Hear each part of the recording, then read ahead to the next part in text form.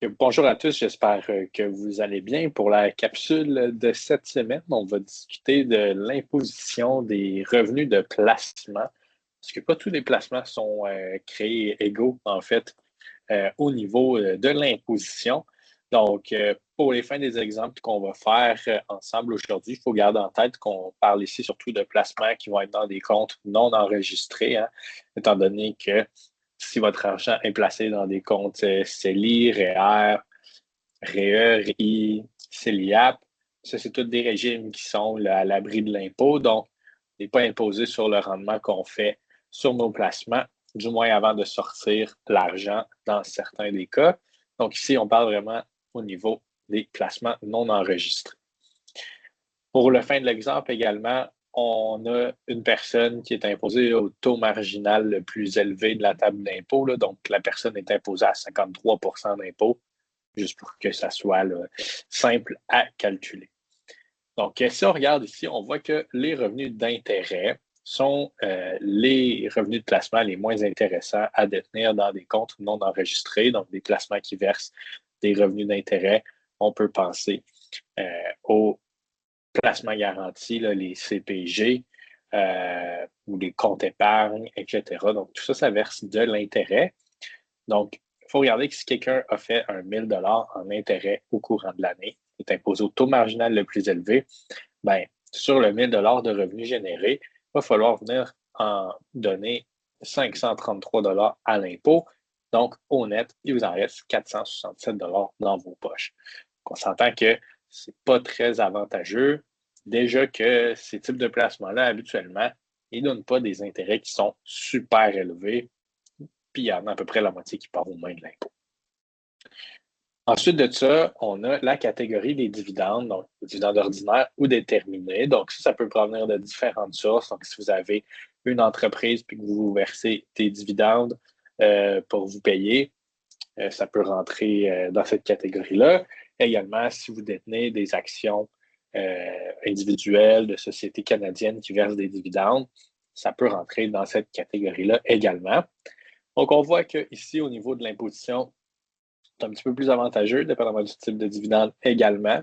Donc, pour faire un 1 000 de revenus, on en a à peu près là, un petit peu plus, là, entre 50 et 60 finalement du revenu de placement qui nous reste après l'impôt, dépendamment du type de dividende. Donc, encore une fois, on voit que c'est encore un petit peu plus avantageux que les intérêts.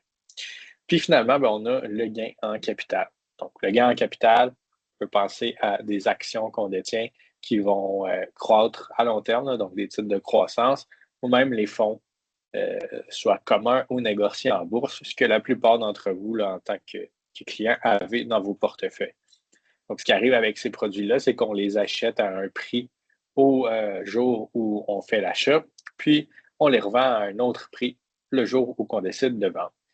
Ce qui va déterminer le gain en capital, c'est la valeur des titres au jour qu'on l'a, la différence en fait entre la valeur des titres au jour qu'on a acheté puis au jour qu'on a vendu. Donc, si on a acheté un titre à 50 et puis qu'on l'a revendu alors qu'il vaut 100 bien, le 50 de différence entre les deux, c'est du gain en capital. De ce 50 de gain en capital-là, il y en a seulement la moitié qui doit être inclus dans votre rapport d'impôt. Donc, sur le 50 de gain, il y en a 25 qui est inclus dans votre rapport d'impôt. Puis ensuite, on paye l'impôt sur ce 25 $-là de gain en capital. Ce qui fait en sorte que sur un gain total de 1 000 dans cet exemple-ci, on aurait à payer environ 260 en impôt, puis il en resterait 734 dans vos poches. Donc, on voit que le placement le plus efficace au niveau fiscal, c'est vraiment le gain en capital. Puis c'est pour ça que si vous êtes une personne qui avait les comptes CELI, REER, maximisés, puis que vous êtes rendu à placer dans du non enregistré, c'est beaucoup plus intéressant d'avoir les produits de placement qui versent des intérêts et des dividendes ordinaires ou déterminés dans les comptes à l'abri fiscal, donc CELI, REER, etc., puis d'avoir les titres qui, eux, génèrent du gain en capital dans le compte non enregistré. Donc, c'est pour ça qu'on essaye d'arranger le tout dans vos portefeuilles pour faire en sorte que le tout soit le plus optimal au niveau fiscal. Pour faire aussi un petit peu plus de pouce sur le point de revenu d'intérêt, plus précisément les placements garantis, si on regarde ici, un petit exemple,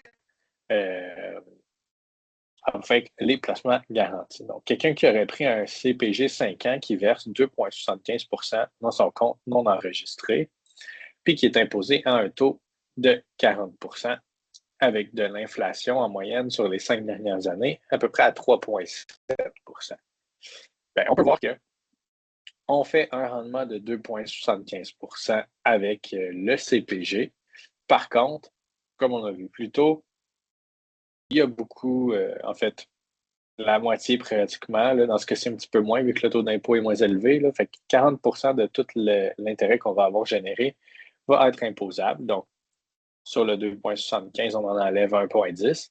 Ensuite de ça, si on prend en compte aussi la hausse du coût de la vie, donc l'inflation qu'il y a eu dans les 5 années que vous avez détenu le CPG, qui se chiffrait à 3,73 bien là, on peut se rendre compte qu'au final, notre CPG nous a fait perdre 2,1 là, presque de rendement euh, sur cette période de 5 ans-là.